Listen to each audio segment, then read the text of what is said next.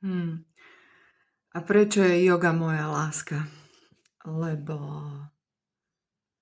keď som sa naozaj vedela do nej ponoriť a dovoliť si uvoľniť sa zvnútra, tak som pocítila pocit uvoľnenia, slobody. Taký, aký som si vlastne nepamätala od môjho detstva.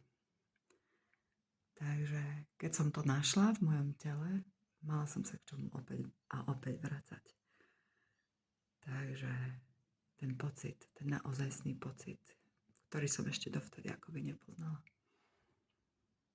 Aj to sa naučíme v programe Vitálna aj po 50-ke pomaly.eu.